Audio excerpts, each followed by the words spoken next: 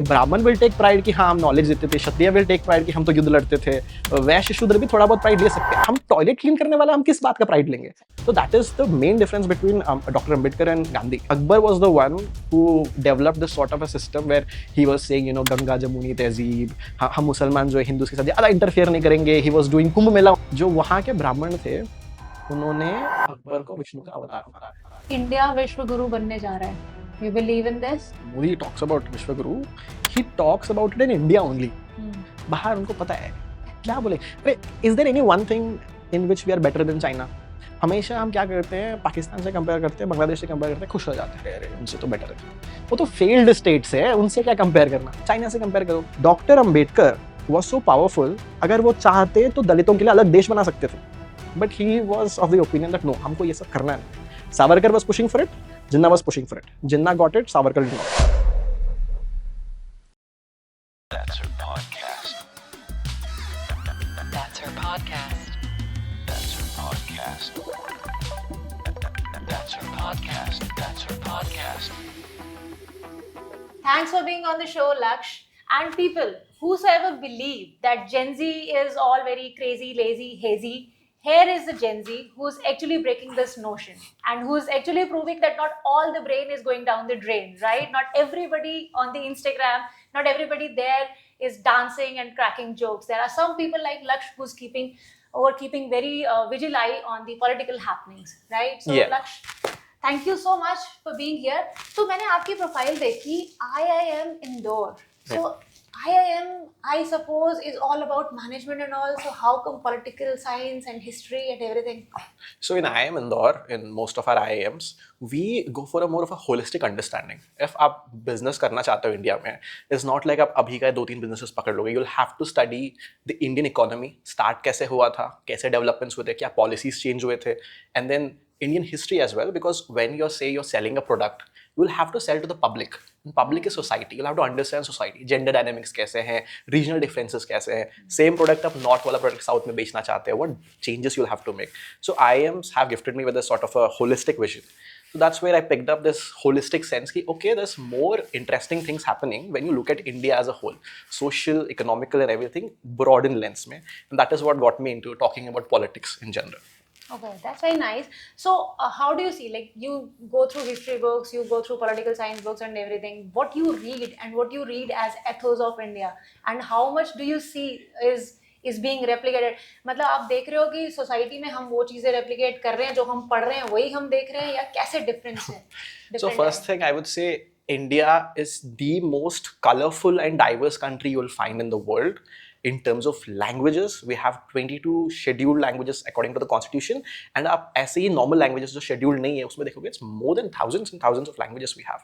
In terms of religions, you'll find obviously you have the main religion Hinduism, but Hinduism में ही आप history में देखोगे आपको Shaivism मिलेगा, Vaishnavism मिलेगा, you have Charvaka Hinduism जो खुद atheists हैं, and then Hindu tradition से आप थोड़े हट के जाओगे, you have Sikhism है, South में लिंगायत movement करके है जो Hinduism से ही निकलते हैं, but they believe in Shiva being the primary god. Then you have Buddhism, then you have Sikhism emerged, and Sikhism का history is very interesting again if you read about it. It's an amalgamation between Sufi traditions and Indian Bhakti movement. तो दोनों के references उसमें मिलते हैं. तो India is a very extremely colorful sort of a history we have had, very diverse, lots of ideas, lots of religions, lots of languages, lots of cultural differences, eating veg, eating non-veg, eating, not chicken, mutton, but also, in terms of other animals as well, if you go to the Northeast. So India is incredibly diverse. It's very difficult to put India in one sentence or one paragraph.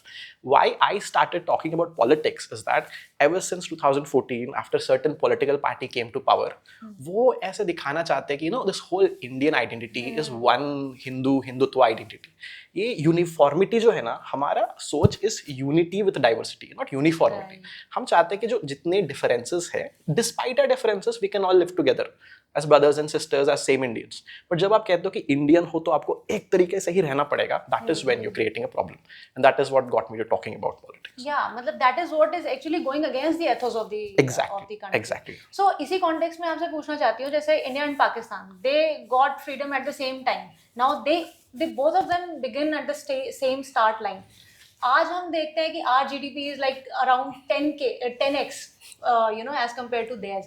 So, do you think that हमारी political stability and our ethos like pluralism and secularism are they somewhere have they attributed to this achievement? Okay, when we look at India pre-independence and post-independence, we'll have to look at it from the founding fathers like Nehru and Dr. Ambedkar and Jinnah, who is founding father of Pakistan. So if you look at Nehru and Ambedkar, they very precisely understood that India is a diverse country. Nehru, in his book Discovery of India, इसी बात पे ही emphasizes again and again and again, India is incredibly diverse, and जितना हम इस diversity को respect करेंगे, that is when we can keep India together. Because trust me, when India took independence, no one in the West believed कि India continued एक country ऐसा बन के रहेगा. इतने सारे differences से लोगों ने सोचा कि टूट जाएगा. Whereas Jinnah understood कि हाँ plurality है, बट उनका दिमाग में ऐसा था कि देखो ये जो हिंदू मेजॉरिटी है, अगर ये किसी दिन पावर में आ गया हिंदू बन के, we will be the first victim. He had that fear and I hope we don't make that fear real. But Jinnah, again, I tell you, Jinnah was not that popular. Within Congress, you had Maulana Abul Kalam Azad, who was also a Muslim leader, who also believed in this diverse vision. But again, the British, they could not digest कि India again एक united country बन के रहे. Before they left India, they wanted to punish us. How dare you ask for independence? हम तुमको दिखाएंगे हम क्या कर सकते हैं. तो उन्होंने इंडिया को तोड़ा. Now we टूटने का भी, if you look at the reason why India and Pakistan have such grave differences. See, India है, we have neighbors with say China. India and China का बहुत ही साल से हम लोग रहे हैं, बट बॉर्डर में उतना ज्यादा डिफरेंस नहीं होता because it's a very simple border. Himalaya पर्वत है, उस पार चाइना, इस पार India. That is an understanding for the last 2000 years. It's very simple geographical boundary. Same with Afghanistan. Afghanistan से when we contact, it is basically this mountain called Hindu Kush. Hindu Kush से जैसे ही आप आते हो, आपका जो सिंधु नदी है, इंडस रिवर आता है, उसमें बहुत सिंपल अंडरस्टैंडिंग था. सिंधु नदी का उस पार इंडिया एंड दैट पार Afghanistan. But Pakistan and India, Pakistan जो है उसका पाकिस्तान नाम, द नेम पाकिस्तान इटसेल्फ, वो 1930 से पहले वर्ड ही नहीं है. It's a artificial construction. उन्होंने मैप को लिया एंड द रैटक्लिफ लाइन जैसे हम कहते हैं, the Radcliffe was a clerk who came to India not two years before the partition happened. उसको कोई ज्ञान नहीं था कि कैसे कंट्रीज कहाँ पे. उसने मैप लिया and he drew a line and said ये इंडिया, ये Pakistan. There is no geographical basis. वो the artificially constructed map था. And again, British who had the police forces in their control, उन्होंने just 2 weeks before partition withdraw all the police. They wanted कि हिंदू मुस्लिम मरे एक दूसरे से fight करके. They wanted to instill that pain कि how dare you ask for independence, we'll punish you. That is what happened. Now with Jinnah, we'll have to understand that Jinnah जो है ना, he is not some very cutter Muslim or something. Actually, He was not. His grandfather was a Gujju Hindu. हाँ, जो Thakur surname आता है ना, उनके grandfather का वो ठाकर सरनेम था. वो बहुत रिसेंटली कन्वर्ट हुए थे. And he happened to be an intellectual person who had that money to go to UK and study and get that education. But his fear that if Muslims become minority and Hindu Raj comes, हमको तो सबसे पहले पहला जाएगा. And based on that, he said, let's have 2 separate countries. But again, one thing which happened in Pakistan, which is a warning for us, Pakistan में Urdu language is spoken by a small minority. Majority of Pakistanis used to speak Punjabi. And then they used to speak Sindhi. And then वो जो Afghan language होता है Pashto. And then Balochi and then Kashmiri. Urdu speaking were very less. Urdu is considered an elite. Exactly. जो India से migrate होकर वहाँ पे गया था रूलिंग क्लास, जो लखनऊ के नवाब थे, हैदराबाद के जो नवाब टाइप के लोग थे, जो दिल्ली के थे, वो वहाँ पे गए. वो small percentage they kept that language because Urdu as we understand is a Mughal language. Mughals ने डेवलप किया था, but the locals still spoke Punjabi and all that. And they said Urdu is the national language, यही लैंग्वेज में सब कुछ होगा. And then they did that, the main resistance they got, see, Punjabi and Hindi और उर्दू थोड़ा बहुत सिमिलर हो जाएगा, but Bengali is extremely different. Bangladesh के जो थे, Bangladesh was part of Pakistan, and they were said कि तो उर्दू ही पढ़ा, the schools should only have Urdu, no other language, and we all know how that went. So again, it's a message for the current government कि if you try to impose Hindi on the South, it might cause similar problems. Because Pakistan history se we have to learn. Again, the thing is, though Jinnah was very educated, liberal and all, one thing he made a mistake was putting Islam in the constitution. जब भी आप कोई धर्म को constitution में डाल देते हो, हाँ, इस्लामिक राष्ट्र या हिंदू राष्ट्र जैसा कुछ करते हो, then there is no stopping. Because that dharmas are so powerful, वो सारे लॉज वो अपने धर्म के अकॉर्डिंग ही लिख सकते हैं. एंड जब वो धर्म के अकॉर्डिंग लिखना स्टार्ट करते हैं, we all know how Hindus are treated in Pakistan. कोई रिलीजियस माइनॉरिटीज होते हैं, डिफरेंसेस को अप्रिशिएट नहीं किया जाता. Not just non-Muslims, but even Muslims में पाकिस्तान में if you see Shia minority, हाँ Shia minorities है अहमदिया है. Similarly in India also, if you know these people who talk about Hindu Rashtra and all, जो हिंदू राष्ट्र के बारे में बोलता है ना, typically it is some Brahmin, some Rajput, some Gujar or some dominant caste personality बोलता है. कोई दलित या आदिवासी नहीं होगा जो कहेगा मेरे को हिंदू राष्ट्र चाहिए, because they know quite well Hindu राष्ट्र मतलब ये upper caste का राष्ट्र होगा and वो हमारे ऊपर अत्याचार करेंगे. So that is the time we live in. So yeah, our founding fathers understood that concept really well. उन्होंने हिंदी को नेशनल लैंग्वेज स्टार्टिंग में सोचा था, बट तमिलनाडु से बहुत पुशबैक मिला. दे अंडरस्टूड नहीं, let's not do it. They try to create a federal structure जहाँ पे स्टेट्स को अपना ही जो कुछ करना है उसका राइट मिलता है. तो एक बैलेंस होता है सबके बीच. That balance is what kept India alive. And India being together despite so many linguistic differences, religious differences, a miracle in itself. Otherwise we would have ended up like Pakistan, split हो जाते, कुछ हो जाता. But yeah, I think that diversity का acknowledgement has a lot to do with our economic growth. Is there any national language we have? Technically, we have 22 national languages according to the constitution. Okay. So every state, every language, you have Tamil, Telugu, Gujarati, Bengali. They're all technically They're all national languages. they're all national languages. Because if you're in Bengal, आप कोई government office में जा रहे हो, you can file things in Bengali and it's completely compulsory for them to accept. जो state है उनका जो लैंग्वेज है, it is considered it's a scheduled languages कहते हैं. In terms of official languages, technically India has two official in the sense जैसे passport हो गया या कहीं और हो गया, to write the name we use Hindi, but that is it. Hindi is not to be imposed on, neither has it mentioned that Hindi should be used in all states. जब भी ऐसा हुआ है तो दिक्कत, the problem happening is that south में if you look at Tamil Nadu and Karnataka, जहाँ पे लिटरेसी रेट्स बहुत हाई है, they are again learning their own regional language. They are learning English. आप कह रहे हो कि आप उसके साथ साथ they also learn Hindi. But students in UP Bihar, they are learning Hindi. They're struggling with English itself. They won't learn an extra language. हाँ, तो आप हिंदी को national language बनाओगे, तो people who are mother tongue जिनका हिंदी है, they'll have advantage. Whereas South feel कि यार हमको तो second class citizens बना दिया गया, हमारा language को तो importance ही नहीं है. Because North में no one is learning Tamil or Telugu, but why should we learn Hindi is the issue. And the South का the point of view is that English is something we all learn. Why not have that as a common language for communication? Yeah, because English we had an advantage with English. Like India और China में अगर आप compare करो, this was the advantage we had with exactly. Like Chinese did not know English, we knew English, so that is why we are like progressing everywhere in the world. And how difficult it is for people to understand. They are be going with Hindi, like with Hindi might be our mother tongue and everything. तो वो आपस में communication के लिए आप use करो. And two things, when Hindi was made the official language, there were many other languages, for example अवधी हो गया, भोजपुरी हो गया, मैथिली हो गया, ब्रिजभाषी हो गया, कड़ी बोली हो गया. These were different languages.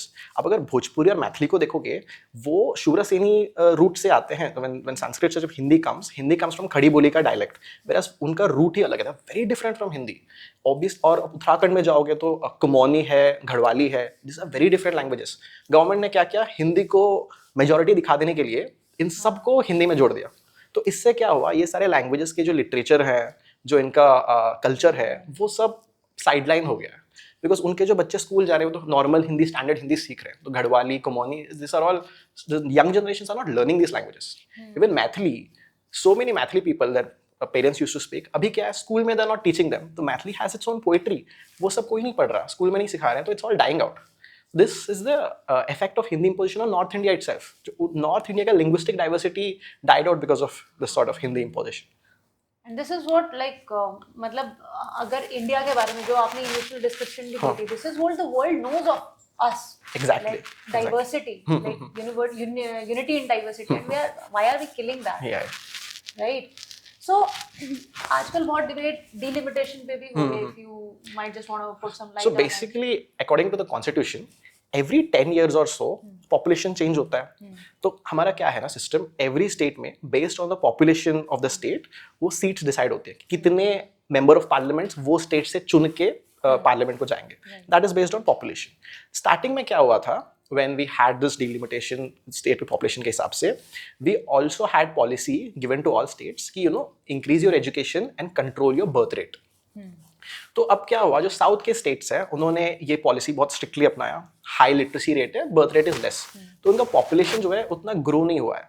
North states like UP, Bihar, they have very high population growth rate, क्योंकि उन्होंने ये सब चीज़ों पे वो लोग ध्यान नहीं दे पाए, उनका पॉपुलेशन बहुत बूम हो गया. और अभी आप कह रहे हो कि अभी हम फिर से पॉपुलेशन गिनेंगे और उसके हिसाब से हम फिर से डिसाइड करेंगे किस स्टेट से कितने एमपी चुन के जा रहे हैं. तो इससे क्या हुआ, साउथ का जो पॉपुलेशन जो कंट्रोल होके रहा है, उनके सीट्स उतने नहीं बढ़ेंगे. भाई यूपी बिहार जो है इनका पॉपुलेशन बहुत हद तक बढ़ गया है, उनके जो पॉलिटिकल सीट्स है, एमपी सीट्स, वो डबल हो जाएंगे, डबल से ज़्यादा भी हो रहे हैं कुछ सिचुएशंस में. इससे क्या होता है, पार्लियामेंट में जो यूपी बिहार जैसे स्टेट्स हैं उनका पॉलिटिकल पावर बहुत ज़्यादा बढ़ जाएगा. वेयर साउथ के स्टेट्स जो इकोनॉमिकली अच्छा किए हैं, बर्थ रेट को कंट्रोल किए हैं, जो एक्चुअल पॉलिसी इंप्लीमेंट किए हैं, उनको पनिशमेंट मिलेगा, उनका पावर कम हो गया. तो that is why south states are not happy कि ऐसे कैसे कर सकते हो. आपने बोला पॉपुलेशन कंट्रोल करना है, एजुकेशन बढ़ाना है, हमने वही चीज़ किया, अब आप कह रहे हो कि हमारा सीट कम हो जाएगा, पावर कम हो जाएगा. They are not accepting that. Right. That is the thing. So why is this contradiction? मतलब एक तरफ तो हम बोलते हैं अभी हमने चाइना को तो सरपास कर ही लिया है पॉपुलेशन में, तो अभी भी हम बोल रहे हैं लाइक हमारे को काफी टाइम में सुनने आता है इधर उधर से मीडिया से, आप सुनते हो कि हिंदू पॉपुलेशन को प्रमोट किया जाता है कि आप बढ़ाइए, है ना. There so much so that you know people in power they are also promoting कि आप बढ़ाएंगे तो आपकी रिप्रेजेंटेशन, मतलब people who can fight elections, है ना, उनका एक मार्कर ये भी हो सकता है कि उन्हें कितने बच्चे हैं. Exactly. So the thing is when delimitation अगर जैसा वो कह रहे हैं वैसा होता है, UP Bihar and north states, Madhya Pradesh also, इनका सीट्स बहुत हद तक बढ़ जाएंगे.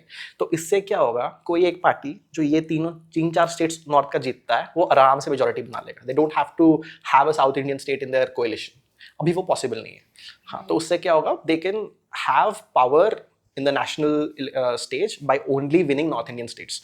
तो साउथ स्टेट्स जो है वो इरिलेवेंट हो जाएंगे, पॉलिटिकली उनको उतना रिप्रेजेंटेशन नहीं मिलेगा. And the second problem is, if you look at tax collections, South India के जो इकोनॉमिक डेवलपमेंट है, it's much higher. We pay a lot more in taxes to central government, and central government, हम जितना tax उनको भरते हैं उतना हमको वापस मिलता नहीं है. भले भले states like UP Bihar who don't contribute that much, they get much मोर.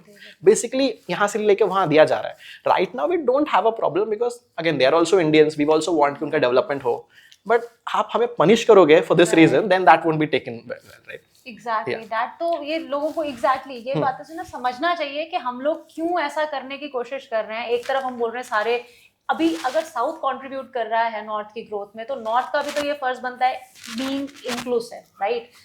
मतलब entire India. Exactly. The thing is, say for instance, we South Indians, when we come to Delhi, when we come to Bombay, we learn Hindi. हमने ये कभी नहीं बोला कि हम नहीं सीखेंगे Hindi. I'm a South Indian, I speak Hindi well. The issue, if you go to Bangalore, lot of again North Indians come there. They don't put an effort to learn Kannada. हम नहीं कह रहे कि कन्नड़ा सीखना ही सीखना है कंपलसरी, बट ट्राई तो करो. ट्राई तो करो. तुम यहाँ आके आप एक्सपेक्ट कर रहे हो कि हिंदी सीखेंगे आपके लिए. That becomes a problem. We feel culture को रेस्पेक्ट करना चाहिए, हमारा भी कल्चर है. That kind of creates थोड़ा टेंशन. तो ये कोई गलत बात नहीं है, us expecting that our culture is respected, because if you go to Bangalore, about 20-30% population is people from the north coming there, working in IT sector, buying houses. ये कल परसों यहाँ यहीं पे सेटल होंगे, यहीं पे सिटीजन्स बनेंगे. तो अगर आ रहे हो यहाँ पे बस रहे हो तो लैंग्वेज सीख सकते हो. It's not that difficult. And we'll also feel like, okay, यहाँ पे आया है, they have learned it. And it'll enrich you as a person. Exactly. Learning something is always a plus. The example when I was reading about is that the Marwadi community in Tamil Nadu. Marwadis आपको India में हर जगह मिलेंगे. South में मेरे खुद के गांव में हम लोग की 50 साल पहले बिजली नहीं था, मारवाड़ी तो थे जो हमारा किराना शॉप है, मारवाड़ी चला रहे थे. And they are so business minded, they knew कि तेलुगु सीखेंगे तो बिजनेस होगा, उन तब से ही तेलुगु सीख रहे. हाँ, तो उनके families they are Marwaris. Technically वो उनका रूट जो है राजस्थान से ही होता है. They speak Telugu more fluently than me. मैं तो यहाँ पे आके थोड़ा भूल गया, बट हाँ, that is why we don't have a problem उसमें. ठीक है, आओ, stay here, be a part of the society, but please learn the language. Right. And I think लोग प्रोएक्टिवली शायद कर रहे थे before the narrative was being set up. I think आप कहीं ना कहीं उनके माइंड को थोड़ा सा डिविएट भी कर रहे हो. मतलब जो एक बंदा नॉर्मली कर रहा है ऐसा समझ के कि हाँ this is the natural course of action, आपने उसको कहीं ना कहीं थोड़ा सा how would I put it, like थोड़ा सा उसको इन्फ्लुएंस कर दिया इन अ रॉन्ग डायरेक्शन. दैट. अच्छा, एक बात बताइए, जैसे आपने फाउंडिंग फादर्स की बात करी इंडिया पाकिस्तान के पार्टीशन के टाइम पे, आपने बोला Jinnah was scared of this thing that Hindu majority might take over. अब किस बात का डर है? अभी तो पार्टीशन हो गया, देन अभी हिंदू मेजॉरिटी को किस बात का डर होना चाहिए? जैसा बोला जाता है कि ओपनली नहीं बोला जाता है। नहीं, ऐसा openly क्या- भी बोला जाता है, openly हिंदू भी खतरे में है बोला जाता है। हिंदू खतरे में हाँ। कैसे खतरे में? मतलब हम जूस को देखो, मतलब एक हाँ। एग्जांपल आप वो देखो, such a small, I think the smallest population जो मेजर रिलीजन की एक पॉपुलेशन हो सकती है, दी हिंदू खतरे उन में। लोगों को नहीं है, हम लोग प्रमोट कर रहे हैं, हम खतरे में। So one thing about Hindu खतरा is that वो इलेक्शन से पहले ही होता है, इलेक्शन के बाद कोई हिंदू खतरे में नहीं होता। एंड टू थिंग्स, जो लोग कहते हैं हिंदू खतरे में है, वो ये भी कहते हैं कि उनको अखंड भारत चाहिए। ठीक है, फॉर थॉट एक्सपेरिमेंट चलो लेट अस थिंक अखंड भारत हो जाएगा, पाकिस्तान जुड़ जाएगा इंडिया में। पाकिस्तान 97% मुस्लिम, इंडिया में अभी मुस्लिम आबादी इज 14%, पाकिस्तान को जोड़ोगे तो 26% हो जाएगा। बांग्लादेश को भी इनको जोड़ना है, बांग्लादेश को भी जोड़ देते हैं, बांग्लादेश इज 95% मुस्लिम, उसको भी जोड़ोगे तो कुल मिला के if you do the math it's about 34%। अच्छा, So अगर सब कुछ 40 मिला के हाँ 34% 14% मुसलमान में अगर हिंदू खतरे में है, 34% में तो डबल खतरा हो जाना चाहिए। Right. तो यही है, ये सब लॉजिकल बातें नहीं है इलेक्शन से पहले लोगों को डराने के लिए, ये करने के लिए। तो द थिंग इज ना, in our society if you look at economic power, you look at social power, it is in the hands of certain caste communities. जैसे आप यूपी साइड में जाओगे, आप जो भूमिहार कास्ट होते हैं, ब्राह्मण कास्ट होते हैं, राजपूत कास्ट होते हैं, इनके पास ये तीन कास्ट को मिलाओ 70% लैंड तो इन्हीं के पास है, बहुत दबदबा है इनका। इलेक्शन लड़ा जाता है, जो दूसरे लोअर कास्ट कम्युनिटीज हैं, जो ओबीसी कम्युनिटीज में कुछ होते हैं या एससी एसटी कम्युनिटीज होते हैं, इनके पास ना लैंड नहीं होता, तो इलेक्शन का मुद्दा ये हो जाता है कि देखिए इनके पास कुछ ज्यादा ही पावर है, इन्होंने इतने साल तक को दबा के रखा, let us try to have some land reform, थोड़ा रिडिस्ट्रीब्यूशन, कि हमको भी कुछ मिले। तो ये चीज क्या है ना, आप देखोगे जो भी पॉलिटिकल पार्टीज हैं, जैसे for example I don't want to name the ruling party, but उनके जो leaders in power come from this dominant castes, वो नहीं चाहते हैं कि ये जो छोटे मोटे कास्ट से ये हमको क्वेश्चन करे कि हम लैंड हमें थोड़ा दे दो, हमको भी थोड़ा बहुत इक्वालिटी दे दो। तो they don't want that caste conscious to come up की डिवीजन हो जाए, तो they to unite the caste, the easy thing to say is, you know, Hindu हो खतरे में हो, मुल्ले आ जाएंगे तो मैं काट के ले जाएंगे, ये हो जाएगा वो हो जाएगा। तो उससे क्या होता है, जो लोअर कास्ट पीपल वो डरे हुए रहते हैं, यार क्या पता मुल्ले आ जाएंगे, हम इनके साथ जुड़ के रह जाते हैं। तो it is a ploy to prevent this caste inequality to show up. अब हिंदू खतरे में तो सारे हिंदू एक साथ जुड़ जाएंगे, तो कोई कास्ट के बेस पे वोट ही नहीं करेगा। That is the logic used by the ruling party. Right. So अभी आपने ओबीसी और एससी एसटी बोला, तो दोनों में डिफरेंस क्या रहता है, ओबीसी एंड एससी एसटी में? सो बेसिकली जो हमारा इंडिया में चतुर्वर्ण सिस्टम होता है, वर्ण जिससे डिवाइड होता है, तो ऊपर में जो वर्ण होते हैं, जैसे इट्स बेस्ड ऑन मानुस्मृति। मानुस्मृति में कहा जाता है जो ब्रह्म है, जब उन्होंने इंसानों को बनाया था, उन्होंने अपने हेड से ब्राह्मणों को बनाया था। जो ब्राह्मण होते हैं वो इंटेलेक्चुअल ये होते हैं, वो पूजा पाठ करते हैं, नॉलेज देते हैं, तो वो हो गए टॉप में ब्राह्मण। देन सेकंड जो होते हैं वो ब्रह्मा ने अपने छाती से बनाया था, वो होते हैं क्षत्रिय। क्षत्रिय जो होते हैं युद्ध करते हैं, वो एडमिनिस्ट्रेशन संभालते हैं, राजा होते हैं। एंड इसमें क्षत्रिय में यू हैव ठाकुर, राजपूत जो कास्ट आते हैं। एंड उसके नीचे होते हैं वैश्य। वैश्य को ब्रह्मा ने अपनी थाई से बनाया था, और ये करते हैं जो commerce, trading, merchants and all that. इसमें आपके जो बनिया होते हैं वो वैश्य में आते हैं। एंड देन उनके नीचे जो होते हैं शूद्र जिन्हें कहते हैं, वो होते हैं ब्रह्म के पैर से। इनका काम होता है लेबर का काम करना। Labour in the sense acceptable labour, जैसे खेती बाड़ी हो गया, या फिर यू हैव जो माली का काम करते हैं, फिर जो basic stuff like brick laying, construction work, ये सब हिस्टोरिकली जो कम्युनिटीज करते आ रहे हैं, इन्हें शूद्र कहते हैं। नाउ ऐसे कुछ प्रोफेशंस हैं जिनको ये वर्ण व्यवस्था के बाहर माना जाता है, क्योंकि ये professions are not accepted in terms of the whole Hindu structure. One being जो होते हैं, जो चमार कम्युनिटी होते हैं। चमार बेसिकली जो चमड़ा से चीजें बनाते हैं ना, जूते वगैरह बनाते हैं, leather work. Leather work was considered very bad, because जो है ना, वो आप गौ माता के चमड़े से बना रहे हो, दैट वाज कंसिडर्ड कि नहीं, इनको तो हम एक्सेप्ट नहीं कर सकते, बाहर रखा जाता है।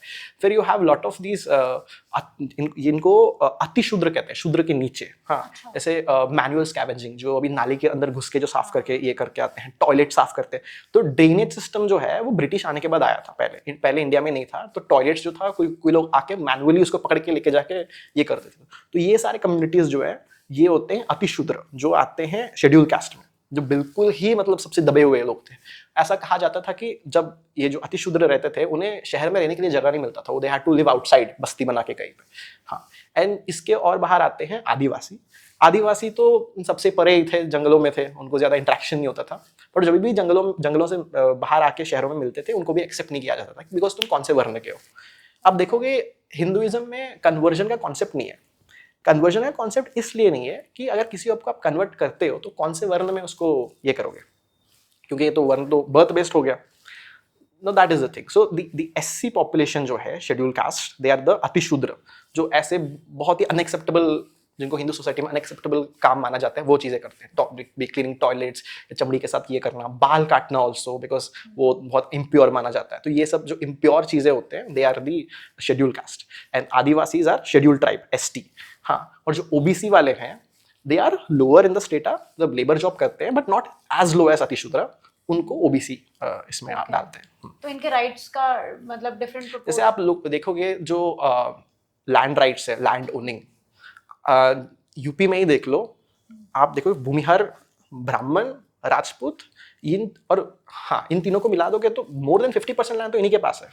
और जो SC कम्युनिटी है, चमार कम्युनिटी, उनका पॉपुलेशन भले ही 5-7% हो, लैंड उनके पास 2% भी नहीं है. तो उनके पास इकोनॉमिक बेसिस पे नहीं है या उनको अलाउड नहीं है?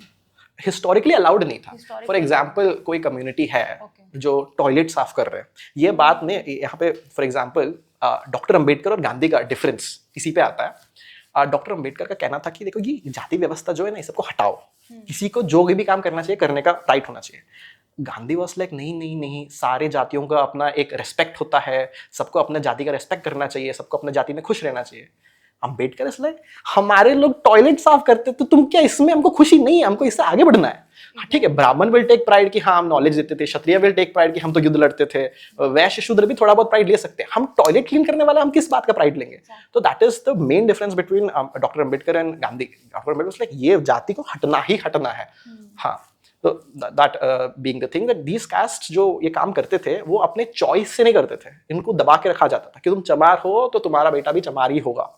हाँ, तो जब जनरेशन टू जनरेशन यही चीज होता है, then they won't have that. over a period of time आप फिर मतलब you are then आप थोड़े पीछे ही चल रहे हो. हाँ, society exactly. में. It's like passing the baton. Exactly. हाँ. वैसे समझे ना, जैसे अभी अभी हम समझते हैं कि जिनको भी जितने भी रिच बने हैं अभी, सब अपने लैंड से बने हैं. तो उन लोगों को तो इनहेरिटेड उसमें मिला है. इन लोगों को मिला ही नहीं है. Inherited not just economic. ये मैं आपको एग्जांपल देता हूँ, मारवाड़ी कम्युनिटी इंडिया में, जो बनिया कम्युनिटी है इंडिया में, आप टॉप 10 रिचेस्ट पीपल देखोगे, 7 out of those 10 are from बनिया.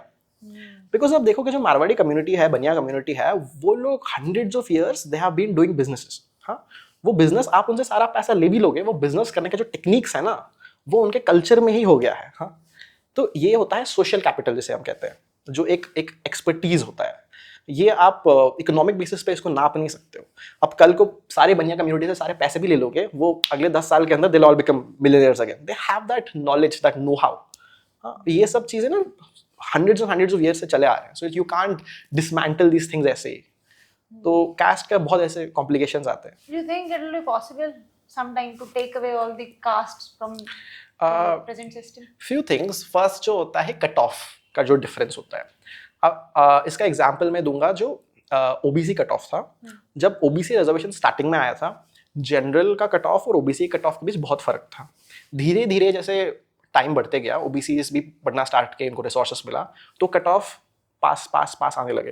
एंड अभी आप देखोगे तो almost OBC and general cut off बहुत ही सेम है. Similar thing is happening with SC ST communities also. पहले जब 1950 में रिजर्वेशन स्टार्ट हुआ था, बहुत ही अंतर था कट ऑफ में. अब धीरे धीरे देख रहे हो SC ST कट ऑफ भी ऊपर आते जा रहा है. तो in the next 50-70 years I hope cut off same हो जाएंगे. तो रिजर्वेशन का at least in education we can say we don't need that, because cut off same ही होगा तो जरूरत नहीं पड़ेगा. कट ऑफ सेम मतलब होना, मतलब सेम ही होना चाहिए आई थिंक, क्योंकि एजुकेशन का लेवल तो सेम होना चाहिए. Do you believe that cut off में रियायत मिलनी चाहिए, और shouldn't it be only on the economic basis? See, the thing is, again, as I told you, जैसे वो मारवाड़ीज है, they have that sort of that दबदबा in that business thing, and जो land owning जो है, इनका जो दबदबा रहा है. So when general cut off decide कैसे होता है? नंबर ऑफ सीट्स से जो फिक्स्ड होते हैं, और आपके जो है एप्लीकेंट्स. हाँ, जब एप्लीकेंट्स कुछ ज्यादा ही होते हैं, कंपटीशन लेवल ज्यादा होता है, सीट जब फिक्स्ड होते हैं, सप्लाई डिमांड का है, सप्लाई फिक्स्ड है, डिमांड बहुत हाई है, तो दैट शोज कि कट ऑफ, क्योंकि उस कट ऑफ जब 99 भी जाता है, जनरल वाले ऐसे हैं तो 100 होंगे जो 99 के ऊपर ला रहे होंगे. पर SC ST का सीन ऐसा है, अगर कट ऑफ हमारा बहुत ही कम भी होता है, सीट्स वेकेंट जाते हैं, इसका मतलब कम्युनिटी में उतना है ही नहीं. अगर आप ये रिजर्वेशन भी हटा दोगे ना, तो SC ST का पूरा रिप्रेजेंटेशन ही खत्म हो जाएगा. वो बेरली 1% होंगे फिर वो. तो वो वाली बात होती है. So the reservation thing was, doctor Ambedkar का कहना था कि हम ये सब एजुकेशन से, गवर्नमेंट एडमिनिस्ट्रेशन से बाहर थे. मेक श्योर कि हमारा जितना पॉपुलेशन परसेंटेज है उतना ही हिस्सेदारी हमको इस में मिले. हम will one day eventually get there when we don't need that.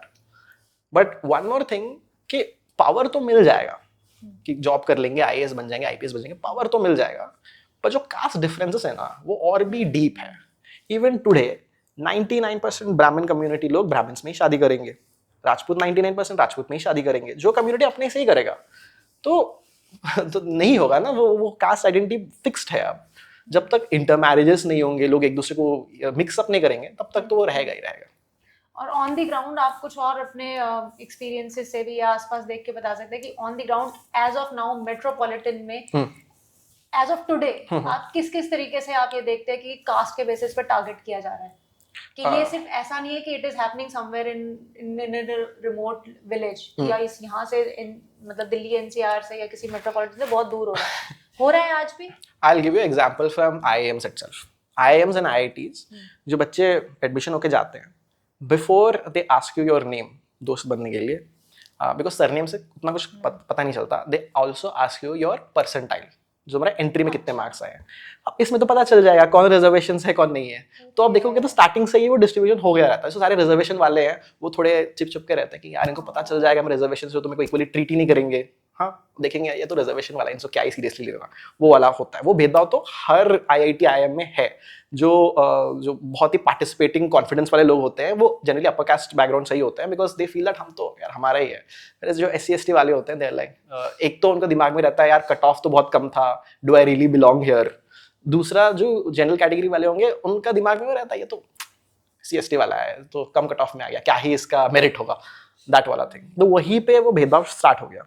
And then once you enter into this corporate also, in a lot of corporate hiring, in a lot of startups and all, it is not necessarily merit. A lot of corporate hiring happens through references, network.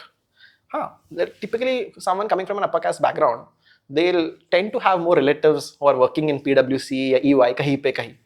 SC ST जो है, if you're first generation person from say चमार community, कौन ही होगा तुम्हारा जो MNC में काम कर रहा होगा तुमको रेफर कर देगा. वहीं पे तो स्ट्रक्चरल डिसएडवांटेज आ जाती है. तो these things do come to play. तो even in urban areas there is there, and urban areas में क्या even corporate जो अपर कास्ट कम्युनिटीज हैं उनको पता ही नहीं चलता कि कास्ट ऑपरेट कैसे करता है. तो ये भ्रम में रहता है तो कास्ट तो यार कोई पूछता ही नहीं. तो उनको ये नहीं पता चलता कि यार आपके सराउंडिंग में जितने हैं सब 99% तो आपके कास्ट अपर कास्ट वाले ही हैं.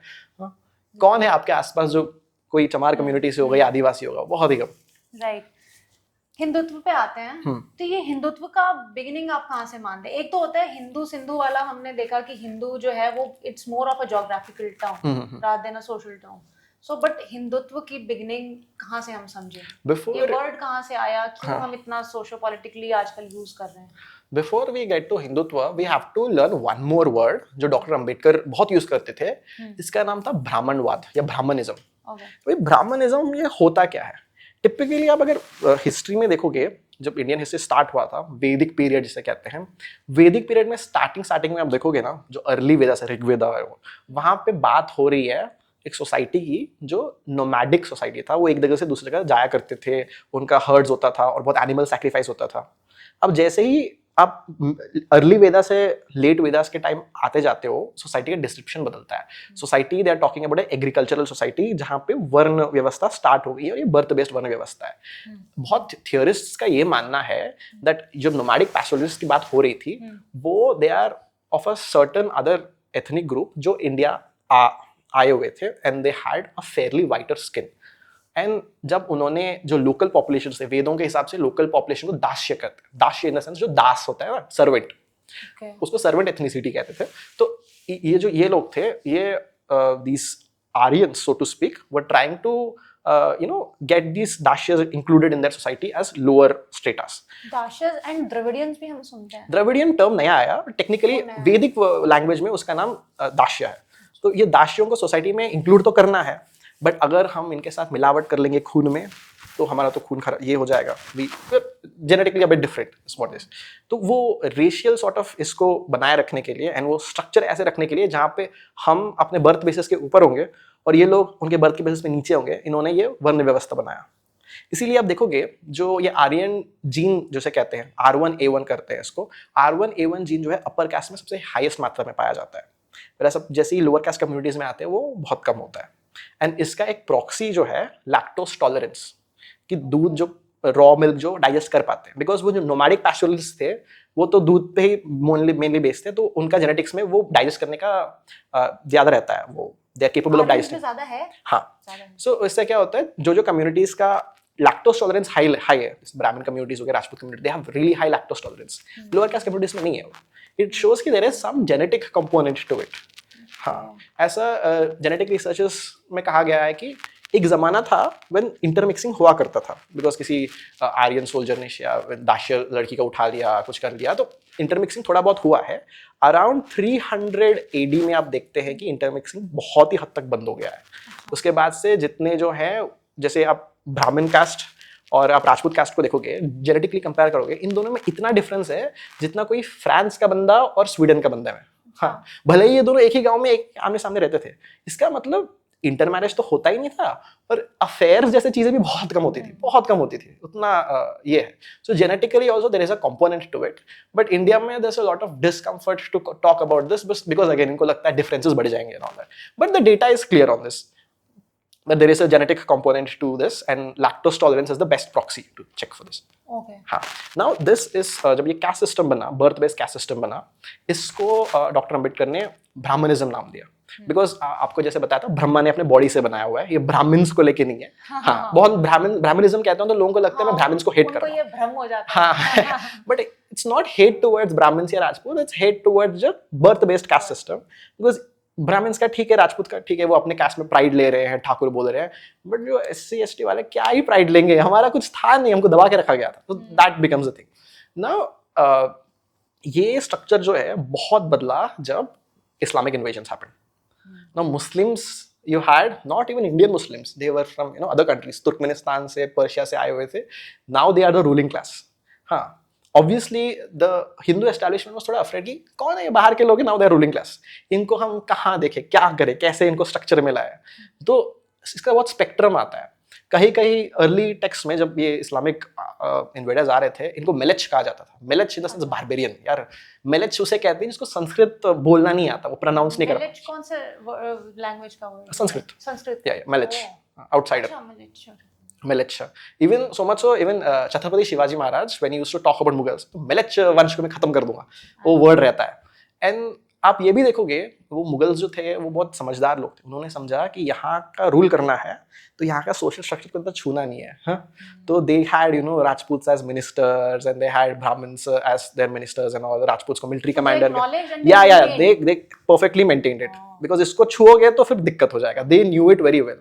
हाँ, एंड देन आप देखोगे उस जमाने में Akbar was known to be this, Akbar was the one who developed this sort of a system where he was saying, Ganga Jamuni तहजीब, हम मुसलमान जो है हिंदूज के साथ ज़्यादा इंटरफेयर नहीं करेंगे। he was doing Kumbh Mela उनके टाइम में। हाँ, he was so उस टाइम पे inclusive in a way that जो वहाँ के ब्राह्मण थे उन्होंने अकबर को विष्णु का अवतार माना है। This is written scripturally. Stated fact. Yeah, it's a stated fact. The Brahmins of that time said Akbar is a Vishnu का अवतार। तो इतना अच्छा इंसान है हमारे लिए। Things change when you reach Aurangzeb, because Aurangzeb is a bit different. Aurangzeb को फैमिली ने थोड़ा दूर कर दिया था, तो बेचारा अकेलेपन में ही became a religious sort of fanatic, and he did not tolerate उतना कुछ। But हाँ, even the Mughals में you see a lot of flavors and colorful in that. Now Mughal time उन्होंने उतना छुआ नहीं था ये सब चीजें। Britishers came. Britishers again, they were very keen to know Indian society कैसे काम करता है, क्या काम करता है। मैं आपको बता रहा हूँ ना, लैक्टोज टॉलरेंस वाला थिंग, फिर ये जो R1A1 DNA वाला thing, this is all the one was studied by British. जो लैक्टोज टॉलरेंस, जेनेटिक स्टडी उस टाइम आए नहीं थे, बट लैक्टोज टॉलरेंस आप स्टडी कर सकते हो, ब्रिटिशर्स ने स्टडी कर दिया था। देखोगे जो ब्रिटिश आर्मी में, अभी जैसे आर्मी में हमारा राजपूत रेजिमेंट, राजपूताना रेजिमेंट, चमार रेजिमेंट, जो रेजिमेंट कास्ट के बेसिस पे बना है, वो कोई ऐसे ही नहीं बना है। British had a logic for it. Britishers ने सोचा था कि देखो ये सर्टेन कम्युनिटीज जो हैं, ये सदियों से ऐसे कुछ काम कर रहे हैं ताकि इनका physical characteristics of a certain strength, तो इस बेसिस पे हम ये रेजिमेंट्स बनाते हैं। British people understood caste very perfectly. Very perfectly, and उन्होंने भी इसके साथ ज़्यादा छेड़खानी नहीं करी। मैं बोला इसको, ये व्यवस्था को रहने दो, इसमें हम लोग ज़्यादा हाथ डालेंगे तो हम पे ये कीचड़ आएगा, रूल करना आएगा, ये सब घुसना नहीं है, टैक्स दो और आपका रिसोर्सेज दे दो, हम खुश। हम सो इस टाइम में certain Savarkar again was a very well read man. Savarkar he looks at this history, he says पहले में जो व्यवस्था था, जो आर्य व्यवस्था था, उसमें we were in power, the upper castes were in power. Right now ये दिस मेलेच इस्लामिक लोग आ गए, इन्होंने हम पे राज किया, फिर ये क्रिश्चियन लोग, ब्रिटिश लोग आ गए, इन्होंने हम पे राज किया, अभी राज हमारा फिर से वापस आएगा। That is Hindutva. Hindutva is basically this Brahmanical revival. Okay. But then Savarkar is an interesting guy because he was an atheist, he did not believe in, वो ये अच्छा, सब ये तो पूजा है। पाठ में बिलीव नहीं करता बिल्कुल, इज पक्का एथियस्ट। इज लाइक यार ये पूजा पाठ में कुछ है ही नहीं, जो हिंदू है it's a cultural identity. Okay. हाँ, but then Savarkar was of the opinion that ये कास्ट वगैरह को हटा देना चाहिए, in the sense that is forget caste exists, हम लोग सब साथ में मिलकर रहेंगे। उन्होंने एक दो दिन दलित को मंदिर भी लेके चला गया, but then he wasn't acknowledging कि जो कास्ट का बेसिस है इसमें बहुत इकोनॉमिक डिफरेंसेस है, सोशल कल्चरल डिफरेंसेस हैं, अपलिफ्ट करना है शेड्यूल कास्ट्स को तो उनको थोड़े एक्स्ट्रा रिसोर्सेज देने पड़ेंगे, एक्स्ट्रा प्रिविलेज देने पड़ेंगे।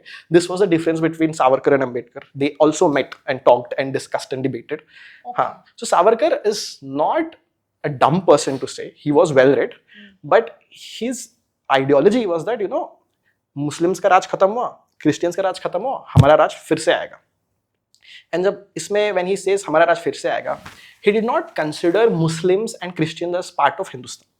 For him, हिंदुस्तान मतलब अगर you want to stay in India, you'll have to believe in a religion जिसका जो मातृभूमि है वो इंडिया में ही हो। जो सिख जो है वो एक्सेप्टेड है बिकॉज सिखिज्म इंडिया में स्टार्ट हुआ था, बौद्ध जो है वो एक्सेप्टेड है क्योंकि बुद्धिज्म इंडिया में स्टार्ट हुआ था, जैन एक्सेप्टेड है बिकॉज जैनिज्म इंडिया में स्टार्ट हुआ था, इस्लाम नॉट एक्सेप्टेड बिकॉज मक्का बाहर है, and Christianity not accepted. That was his world view, and he was again as sophisticated as Jinnah, but luckily the Hindu population, most of them were with Nehru and Dr. Ambedkar, तो उन्होंने उतना press नहीं किया। And one thing is very clear, Dr. Ambedkar was so powerful, अगर वो चाहते तो दलितों के लिए अलग देश बना सकते थे, but he was of the opinion that no, हमको ये सब करना नहीं है। Savarkar was pushing for it, Jinnah was pushing for it, Jinnah got it, Savarkar did not। But then Savarkar का जो ये आइडियोलॉजी है, जो नास्तिक बनने का, सुपरस्टिशंस को दूर करने का, कास्ट सरनेम से हटा देने का, ये सब दैट वो है जो आरएसएस के थॉट्स में आप नहीं देखोगे।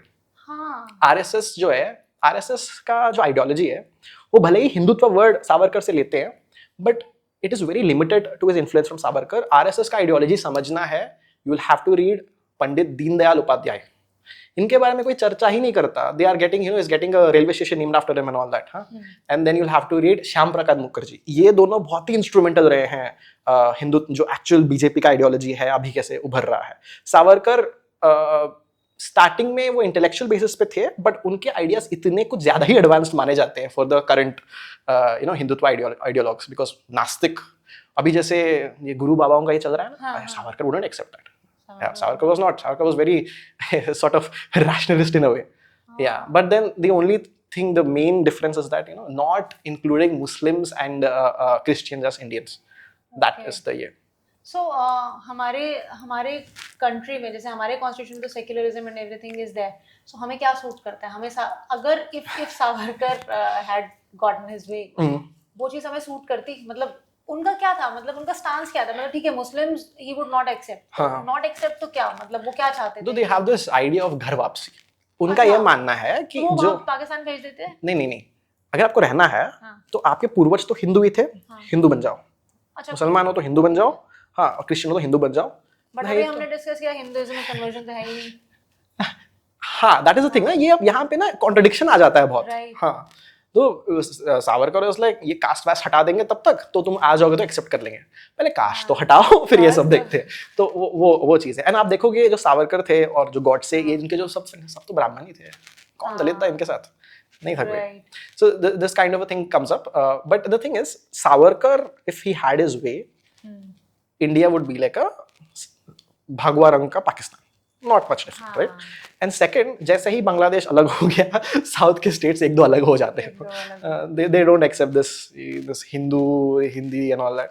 केरला जो है about 54% Hindu, very culturally diverse. And Kerala is the first place in India जहाँ पे इस्लाम आया था. हाँ, जो एक्चुअली क्या है, केरला जो कोस्टल है वो ट्रेड करते थे अरेबिया के साथ. तो अरेबिया के टाइम में क्या हुआ था, जब प्रॉफिट मोहम्मद जिंदा थे, उनका एक मैसेंजर कम्स टू केरला, एक केरला का राजा कन्वर्ट भी हो जाता है, इंडिया का फर्स्ट मॉस्क बनाता भी है, एंड वो वापस अरेबिया जाके प्रॉफिट मोहम्मद से मिलके भी आता है उसी टाइम में. ये जो दिल्ली सल्तनत, मुगल, ये तुर्क लोग आए थे वो काफी बाद में आए थे. केरला में इस्लाम बहुत उसी टाइम से था, very early. Kerala has a very interesting vibrant cultural history. Even Kerala में क्रिश्चियनिटी जो है, जब ये थे जीसस क्राइस्ट का डेथ होने के बाद उनके एक अपोस्टल थे थॉमस, सेंट थॉमस. थॉमस आ गया था केरला तक. He did convert people in Kerala himself. And जो वहाँ के अभी जो केरला वाले वो जो क्रिश्चियंस हैं, दे आर वेरी प्राउड. तो सेंट थॉमस के ओरिजिनल कन्वर्ट्स हैं. वो खुद को बहुत ही अलग मानते, वो ना कैथोलिक को देखते हैं ना प्रोटेस्टेंट को देखते हैं, हम तो ओरिजिनल ये है. तो Kerala has that beautiful cultural fabric जहाँ पे world religion Islam and Christianity का जो अर्ली वर्जन्स है उसका ग्लिम्स हमको केरला में मिल रहा है. That is why Kerala you see it is much different from other Indian states in terms of उनका जो आउटलुक है. ये वो Tamil Nadu again much different. Tamil Nadu का डिफरेंस यहाँ से आता है, जब north India was split into so many smaller kingdoms, Islamic invasions were happening and there was no unity. ऐसे बहुत ऐसे kingdoms ये हुए हैं. केरला में they had a Chola empire. Certain बंदा राजेंद्र चोल करके, उसने समझा कि इंडिया का जो मैप है आप देखोगे it's like a triangle in the ocean. He understood that naval power हम बना सकते हैं, कुछ भी जीत सकते हैं. This guy went as far as Indonesia, as far as Vietnam, as far as Burma. ये सारा उसने कब्जा कर लिया.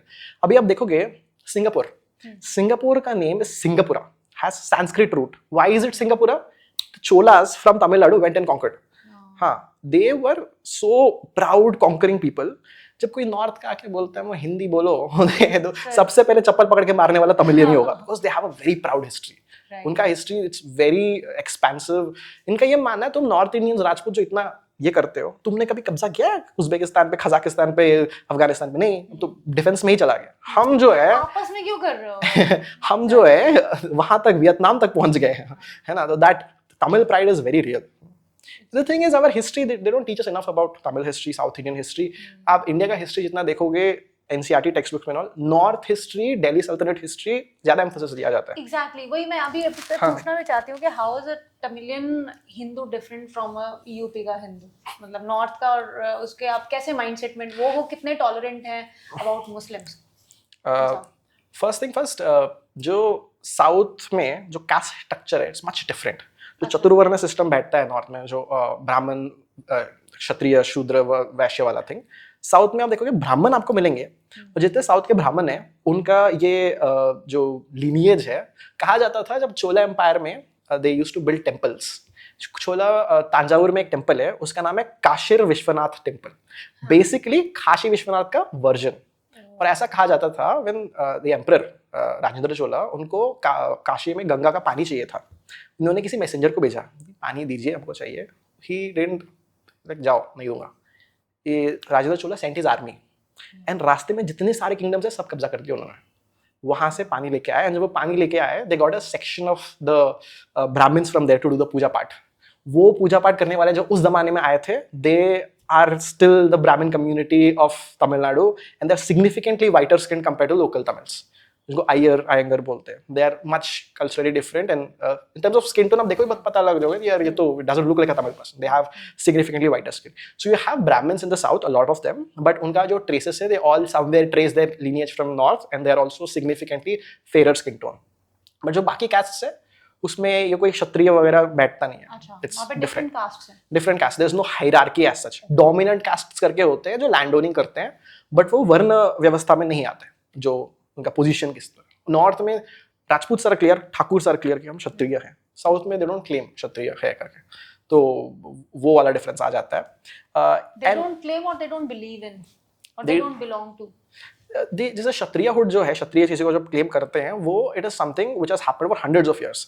हमारे लिए वो क्षत्रिय वर्ड ही ले आया है. हाँ, तो कास्ट डिफरेंसेस हैं जो लैंडोनिंग कास्ट से उनका थोड़ा पावर दबदबा रहता है, but not as bad as south. Okay. Not as bad as North. I mean, because वो strict चतुर्वर्ण नहीं बैठता. But one more thing we'll have to consider is that जो South का Hinduism था, जब चोला एम्पायर का हिंदुइज्म था, दे वर स्ट्रिक्टली शैवाइट. शैवाइट इन द सेंस, जब कोई वैष्णवाइट बंदे नीचे आते थे उनको तो भगा दिया जाता था, मार दिया जाता था, काइंड ऑफ अ थिंग. तो साउथ में you'll see in history there's a lot of conflicts which happened between Vaishnavites and Shaivites. वो युद्ध करने लग गए कि शैव सुप्रीम है या वैष्णव सुप्रीम है. अभी भी वो कभी कभी आता है टॉपिक में. फॉर एग्जाम्पल जो इस्कॉन वगैरह है, साउथ में उतना सेल वेल नहीं करता तमिलनाडु वगैरह में. इनको कहते हैं यार ये तो कह रहे हैं कि कृष्ण सबसे ऊपर है, हमारा मानना शैव सबसे ऊपर है. तो वो they are traditional sectoral differences as such.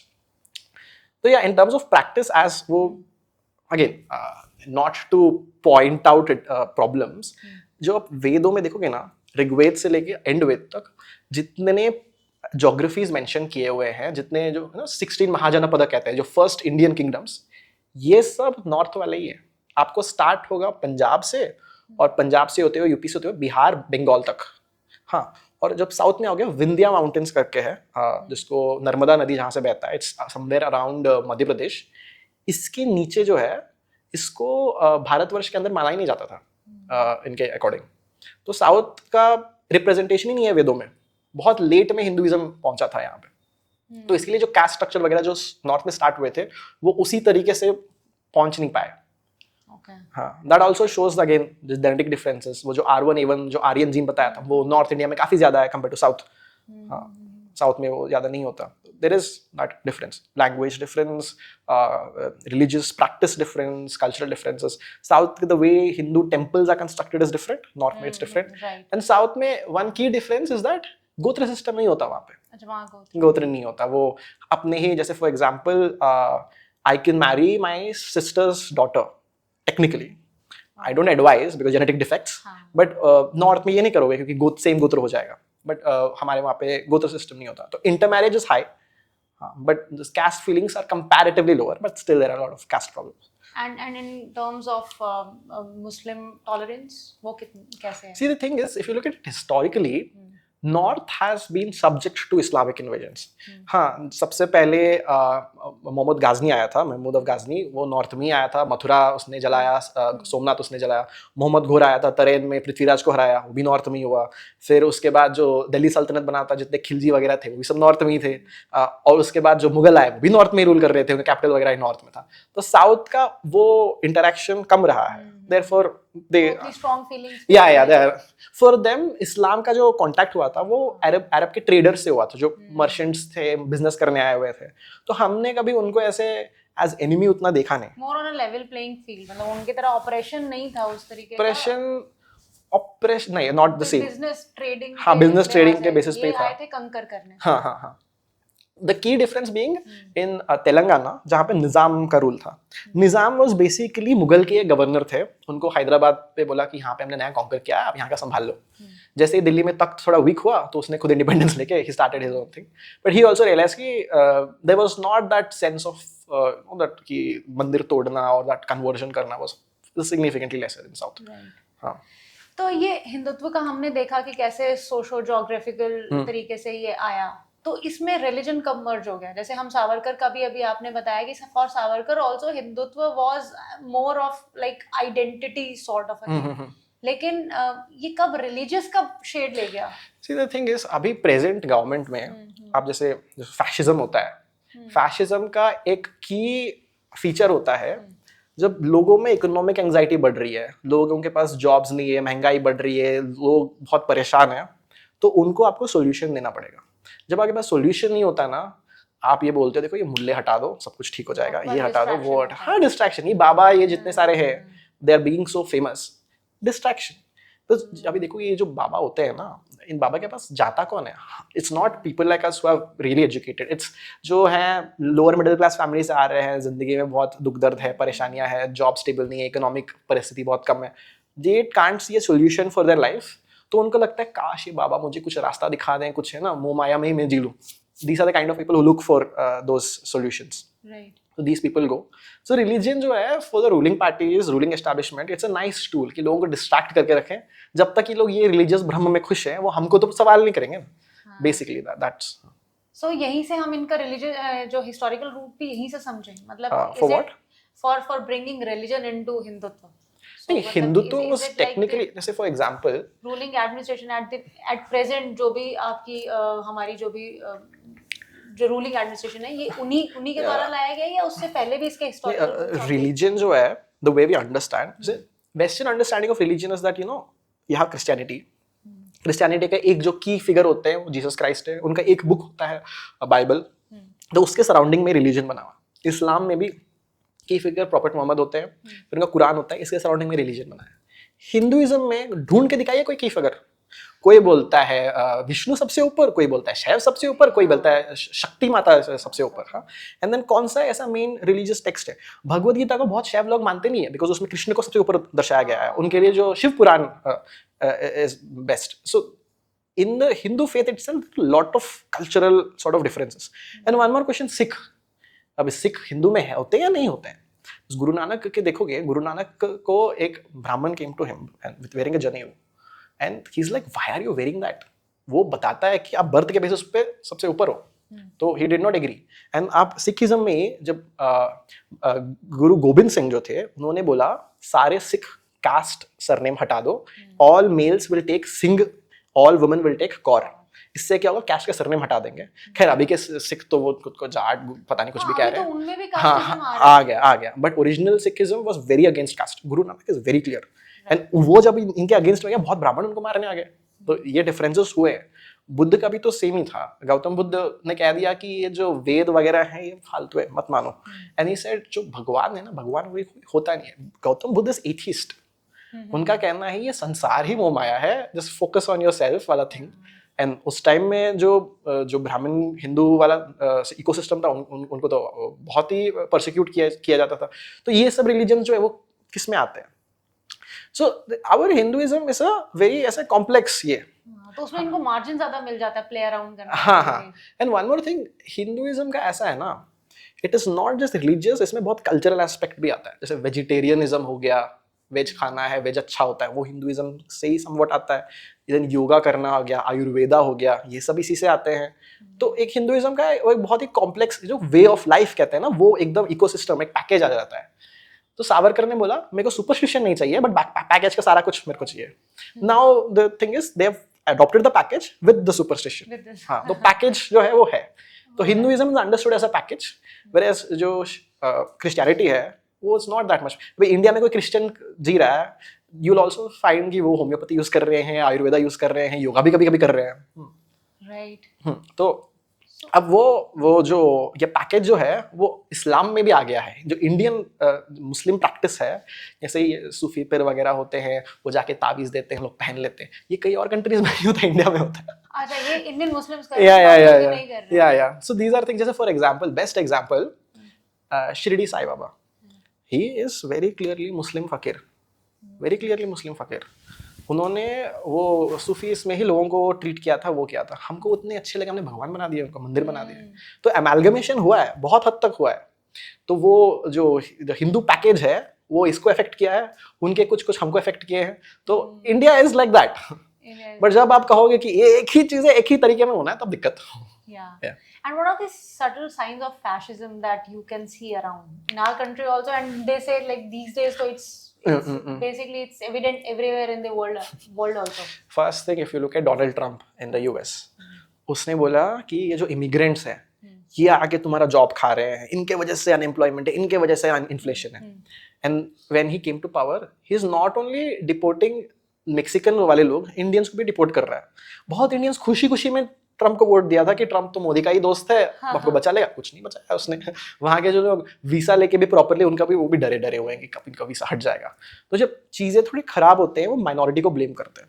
India में आप देखोगे इलेक्शन से पहले ही रोहिंग्या मुस्लिम आ जाते हैं, बांग्लादेशी मुस्लिम आ जाते हैं। आजकल कोई बात नहीं करता। अगर इकोनॉमी खराब है, जॉब्स नहीं मिल रहे हैं, वो बांग्लादेशियों के कारण नहीं है, दैट इज बिकॉज तुम किसी अदानी अंबानी को सारा कुछ दे दियो। मैं बताता हूँ, इंडिया में अंबानी का बेटे का शादी हुआ था, क्या हुआ था, कुछ तो हुआ था, जहाँ शादी से पहले जो एंगेजमेंट ही था, वो शादी नहीं था, वो पता नहीं कितने महीने तो शादी चल रही थी। शादी था। जब वो हुआ, वो कहाँ पे हुआ? बॉम्बे में BKC में हुआ। उसमें दुनिया भर के सेलिब्रिटीज आए, करोड़ों रुपया, इतना तो कुछ स्टेट्स का बजट होता है जिन्होंने एक शादी में खर्च कर दिया। अब वही उस BKC से 20 किलोमीटर दूर धारावी है। धारावी बच्चों को खाना नहीं मिलता है, it's slum, India's biggest slum. तो आप देख रहे हो एक स्टेट में जहां पे एक बंदा अपने बेटे के लिए इतना पैसा, how can someone own that much wealth जब तुम्हारी कंट्री में लोगों के पास खाना पीना भी बेसिक नहीं है। This core inequality. एंड जो पार्टी पावर में आता है इन्हीं लोगों से जेब से पैसे लेके तो डोनेशन पे तो आता है, तो इनको क्वेश्चन नहीं करना चाहता। तो जब तक ऐसे बहुत हाइपर रिच कैपिटलिस्ट लोग रहेंगे, job market and all will be shit. For also one more example, Narayana Murthy खुद इतना पैसे वाला है, अपना बेटा, उसका जो ग्रैंडसन हुआ था वो पैदा होकर 1 साल नहीं हुआ, उसको कितने हंड्रेड्स ऑफ करोड़ का गिफ्ट भी दे दिया उसने। एंड वो कहता है कि you know people should work these many hours. अरे भाई, जो 4 लाख 3 लाख 5 लाख एलपीए पे काम कर रहा है साल का, you are expecting them to work so much. Work जब सो मच करेंगे, देश आगे बढ़ेगा या नारायण मूर्ति का स्टॉक वैल्यू आगे बढ़ेगा? नारायण मूर्ति का स्टॉक वैल्यू आगे बढ़ेगा, right? So this fundamental capitalist system, जब तक ये बहुत ही कम लोग इतना पैसा, इतना ये दबदबा के पॉलिटिकल पावर कैप्चर करके, मीडिया कैप्चर करके हैं, तब तक तो लोगों का भला नहीं होगा। तब ये अगर लोग क्वेश्चन करना स्टार्ट कर दिए तो बहुत दिक्कत हो जाएगा।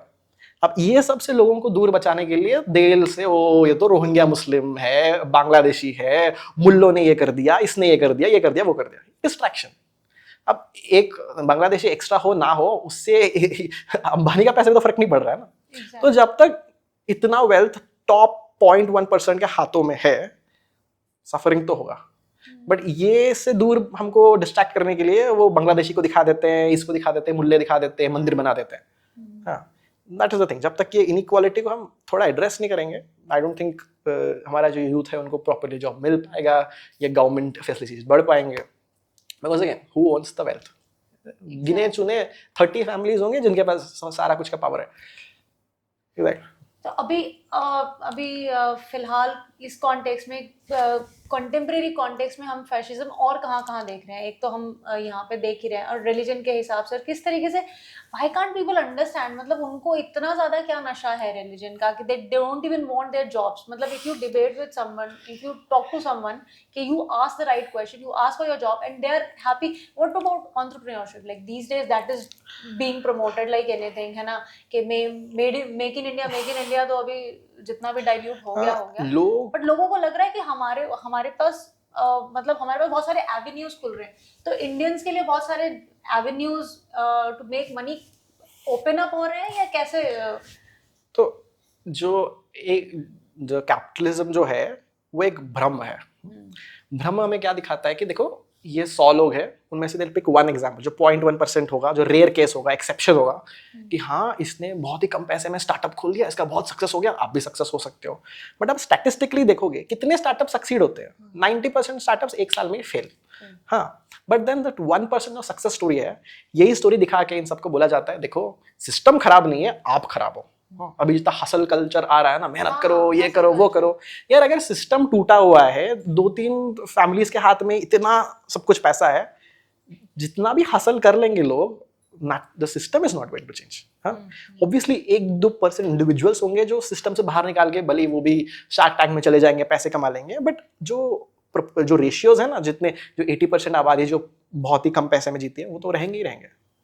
इसको जब तक कि सिस्टम को एड्रेस नहीं करोगे, इनइक्वालिटी नहीं जाएगा। सो ये द एंटरप्रेन्योरशिप वगैरह जो है, I have worked in a startup, I know the thing is sure okay you can start good, थोड़ा कैपिटल वगैरह मिल जाएगा, but the end of the day the inequality जो है वो सिस्टमिक इनइक्वालिटी है। 1-2% सक्सेसफुल बन भी गया, सिस्टम तो नहीं बदलने वाला।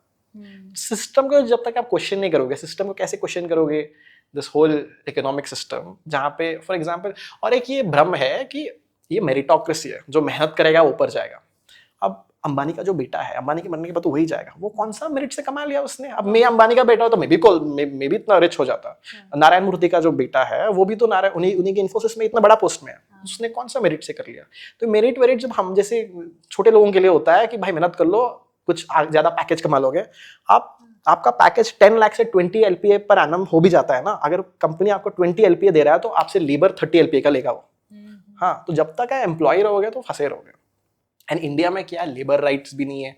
अब जो फ्रेशर्स हैं उनको 4 LPA दे रहा है इन्फोसिस, वो बोलेगा कि यार 4 LPA में तो मेरा घर नहीं चलेगा, तो तुम नहीं तो कोई और, इतने सारे अनएम्प्लॉयड लोग हैं, तो वर्कर्स के हाथ में राइट्स ही नहीं होते।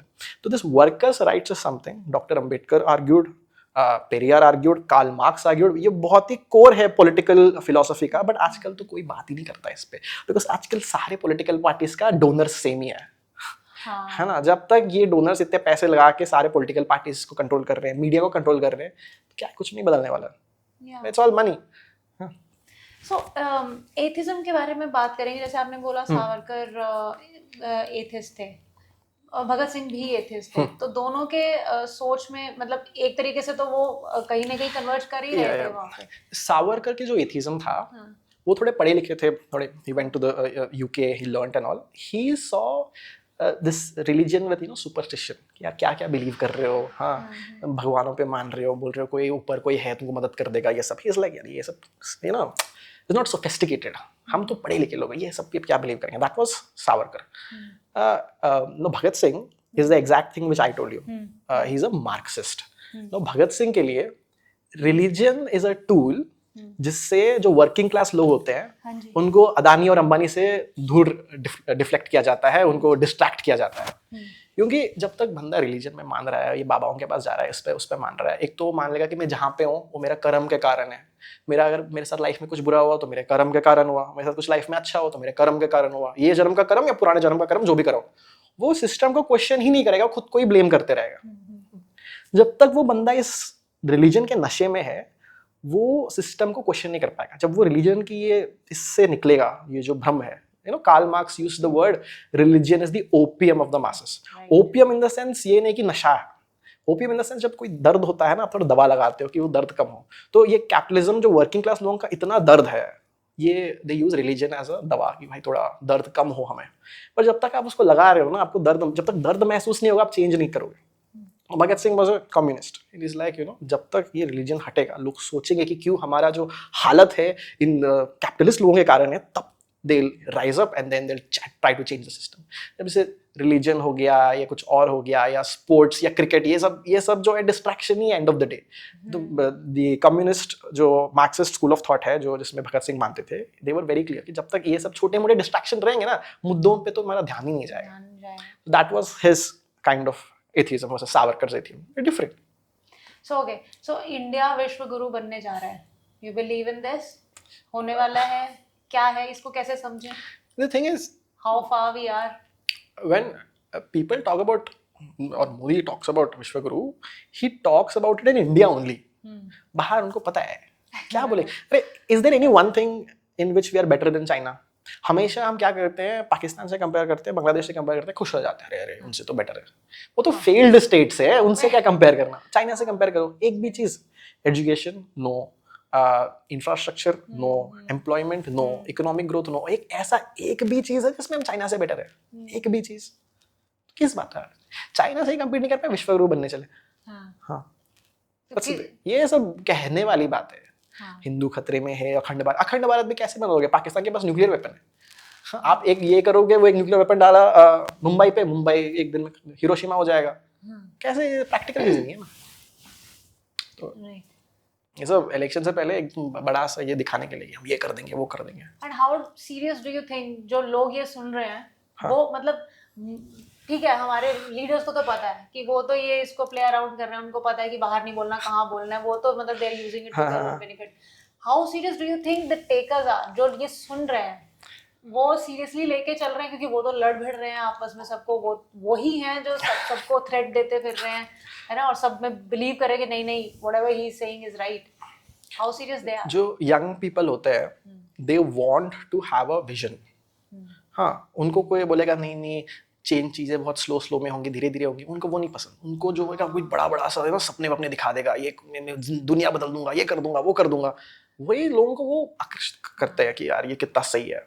तो जो बहुत young people in India, again I tell you, जो लोग ज्यादा पढ़े लिखे नहीं है, इनका लाइफ में बहुत प्रॉब्लम्स है, उनको लगता है यार क्या पता अखंड भारत बन जाए तो सब कुछ ठीक हो जाएगा, क्या पता मुल्लों को मार दे तो भाई इंडिया सब कुछ सॉर्ट हो जाएगा।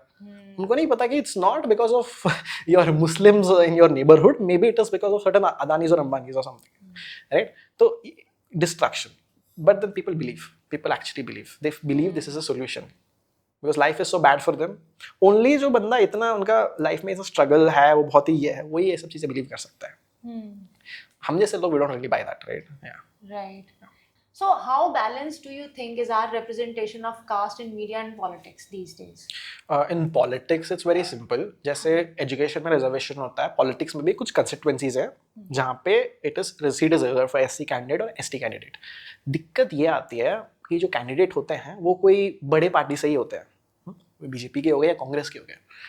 तो अगर कोई वायलेंस होता है, कास्ट बेस्ड वायलेंस होता है, कहीं किसी दलित लड़की का रेप हो जाता है या आदिवासी का किसी का कुछ राइट्स छीने जाते हैं, अगर रूलिंग पार्टी उन्हीं का पॉलिटिकल पार्टी का है तो कैंडिडेट कैंट स्पीक. तो इस पे जो कंशीराम, मान्यवर कंशीराम करके पॉलिटिशियन थे, जो he was the founder of Bahujan Samaj Party, इन्होंने किताब लिखा चमचा युग. अच्छा. हाँ, तो ही इज बेसिकली सेइंग अगर तुम कोई बड़े पॉलिटिकल पार्टी के हो जहाँ का जो लीडरशिप है वो अपर कास्ट है, तुम जब लोअर कास्ट होके जाओगे ना, तुमको ऐसे एक शक्ल की तरह, चमचे की तरह खड़ा कर देंगे साइड में कि हाँ ये हमारे साथ है, बट आइडियोलॉजी तो उन्हीं का है, उन्हीं का राज चलेगा. तो तुम एक चमचा हो, दलाली करते रहोगे, आगे तो नहीं बढ़ पाओगे. तो if SC/ST people want to have their own political power, उनको खुद का पॉलिटिकल पार्टी होना चाहिए. That was technically what Mayawati BSP started. He was the founder of Bahujan Samaj Party, Kanshiram, Manyavar Kanshiram. And in terms of media, let's start with say movies. Okay, movies में जितने बड़े बड़े actors हैं, कितने कपूर है, मेहता है, ये है, वो है, all upper caste. The thing is, if you look at beauty standards ना, beauty standards में the lower caste populations in India are not that fair skinned. On average, some of them are, but most of them are not. They're significantly darker skinned. But media में क्या दिखाया जाता है, जितना गोरा उतना beautiful. तो इससे क्या होता है, भले इट्स कलरिज्म में से कहते हैं, कलर के बेसिस पे डिस्क्रिमिनेशन, बट इस पे कास्ट बेसिस भी आ जाता है. So lot of lower caste people, कोई एक्टर एक्ट्रेस है ही नहीं हमारे कम्युनिटी से, बट हम मूवीज में यही देख रहे हैं, मीडिया में यही देख रहे हैं, हर एडवर्टाइजमेंट में यही देख रहे हैं, एंड हम तो इतने गोरे हैं नहीं. तो हमको लगता है यार वी आर अपने से ही बदसूरत, ये हमारा कैरेक्टर फ्लॉ हो गया. तो this kind of start hating ourselves कि यार हम पैदा ही ऐसे हुए थे. So again unless you have at least अगर 10% ST पॉपुलेशन है, SC पॉपुलेशन है, इतने एक दो एक्टर एक्ट्रेसेस भी होंगे ना, हम भी बिलीव करना स्टार्ट करेंगे कि हाँ हमारे रंग के लोग भी कुछ बन सकते हैं. But if all actors actresses जितने पॉपुलर है सब एक ही, यार एक्ट्रेसेस यार देख लो यार, मेरे को तो सब सेम ही लगते हैं मोर और लेस. हाँ, एक ही फिगर के टाइप के होते हैं, एक ही फेस स्ट्रक्चर टाइप के होते हैं, एक ही स्किन कलर तो सबका ही सेम है. अब तो स्टैंडर्डाइज कर दिया ना. स्टैंडर्डाइज कर दिया. हाँ हाँ हाँ. तो जब तक ये है, not just lower caste people but women who don't look like that, even women जो जैसे all the actresses are very slim, but on average Indian women are not that slim. And typically जो normal Indian women है, जो working women है, office जा रही है, काम कर रही है, उनका पास उतना ये नहीं रहता कि वो सैलड खाएं, पतले हो, या हर वक्त जिम में रहे. They don't look like that, but when they look at these actresses and they see कि यार यही होता है जो ideal woman है, यही होता है जो actual aspirational woman है, they start hating themselves in a way. Right? So this media representation should be democratic in the sense जो आम आदमी जैसा दिखता है, आम औरत जैसी दिखती है, एक्टर को भी ऐसे ही दिखना चाहिए. यार आम आदमी कैसे दिखता है, actor the male should also look like that, female should also look like that. Otherwise, guys who don't have good looks, they start like maybe I'm not that good enough. And women के लिए it's more because body standards and body this, because capitalism जो आपको sell करता है, it is beauty products, it is hair products, it is all those these kinds of products. And these products बेचने के लिए they can't sell basically saying इसको ले लो, they have to build insecurity. अगर आप ये कलर के नहीं हो, आपको कोई देखेगा नहीं, अगर आपके बाल अच्छे नहीं है तो लोग ये करेंगे, वो करेंगे, इनसिक्योरिटी सबसे पहले पैदा करेंगे, and then they sell you a solution to it. Fair and lovely was one of the fastest selling FMCG goods. Reason, Indians are insecure, but average Indian is not that gora. We have to accept, and having black skin tone is not a character flaw. It is birth पे है, and you can be proud of it. But if media में वही गोरा को ही अच्छा, गोरा को ही desirable बताया जाता है, lower caste people suffer. But even a lot of शूद्र जो OBC वाले भी होते हैं, या even Brahmins also, most of them are dark skinned, man. Like you can't really that's the thing. If you have that aspirational figure कि ऐसा होना चाहिए तभी खूबसूरत है, then a lot of people who don't fit that structure, इसमें again feminism का बात आ जाता है, social structure है, women को ऐसा दिखना है, ऐसा होने से ही women desirable है, then you are excluding a lot of people who don't look like that. So this causes these people to have again self-worth issues, self-esteem issues. Women का physically थोड़ा ज़्यादा होता है, but men का भी nowadays it's starting. हाँ, it is starting. So अभी हम media representation ये देख रहे हैं कि हाँ हमने essentially बात करी films की and actors की. So इसमें इस slide में I would like to ask you कि हमारी जो president है द्रौपदी मुर्मू, हाँ, वो मतलब वो भी तो हैं, वो he she is also representing this thing only, Yeah, yeah. And it's a very bold step and it's good. Exactly, मतलब exactly. अमेरिका में नहीं है ये, है ना, वो We have, we woman have. president, हाँ. that took from a backward class, Exactly, but we have. exactly. Like, why don't we take pride in that? Why are we looking up to only Bollywood to impress us? Again, secondly, young people growing up for entertainment, हाँ, कितने young लोग होंगे जो president का speech देख के entertain होंगे? Right. The following is typically there, money is there, power is there, influence is there. Draupadi Murmu अगर retirement के बाद she wants to do an advertisement to sell chips और cool drink, उनको कौन ही इतना पैसा देगा जितना विराट कोहली और कतरीना कैफ would get? हाँ, तो influence वहाँ पे है. तो बेसिकली जब SC/ST people they talk of representation, वो यही नहीं कह रहे हैं कि एजुकेशन में थोड़ा सीट दे दो या यू नो IAS IPS में सीट दे दो. दे आर लाइक पूरे समाज में हमको रिप्रेजेंटेशन चाहिए, राइट? एंड दैट समाज includes your media, your movies, your news rooms, your every aspect. Because are we not part of India? Because we are significant chunk of population. Huh? SC/ST OBC is more than 70% India's population, but representation नहीं मिलता. The only OBC representation in recent times we had was Elvish Yadav. Huh? That's why he got so popular. आप and that is why a lot of upper caste people ने ये चलाया था नारा कि ये तो वो छपड़ी है, ये है, वो है. But at one level it was a thing कि यार OBC है, यादव है. हाँ, and that's why यादव लोगों ने तो खुल के सपोर्ट किया था. Because for them it is a caste pride thing. कि हमारा कम्युनिटी जब भी रिप्रेजेंटेशन था ही नहीं, अभी बिग बॉस जाके जीत रहा है. हाँ, obviously big boss and all you know बहुत बेसिक चीजें हैं, but for them it is something. Exactly, even media में we have some face, these communities will support incredibly, but होना चाहिए eventually. Otherwise, again, we feel insecure of being in the same society because we feel we are not represented, we are not seen. True मतलब वो तो है, president तो है, but at the same time जो young yeah, desirable है. हाँ, desirable होना है, desirable होना. Right. That is why in the US जो भी मूवमेंट चल रहा है, डाइवर्सिटी मूवमेंट, उसमें they talk about body positivity. They want actresses who look different, more of a certain weight category, of बहुत पतले भी हैं, बहुत थोड़े ये वाले weight वाले हैं. Exactly, because see the thing, I wouldn't say plus size. हाँ, dark skin tone, absolutely. Even Indian women, most Indian women are a bit on the overweight side. And that is natural. They're curvy, like they. Yeah, the Indian women have been. आप देखोगे ना, जितने हमारे temples हैं, उसमें जो women का depictions हुए हैं, they're all curvy. They're all curvy. But आजकल के actresses कौन curvy है? Indian women, our natural structure is like that.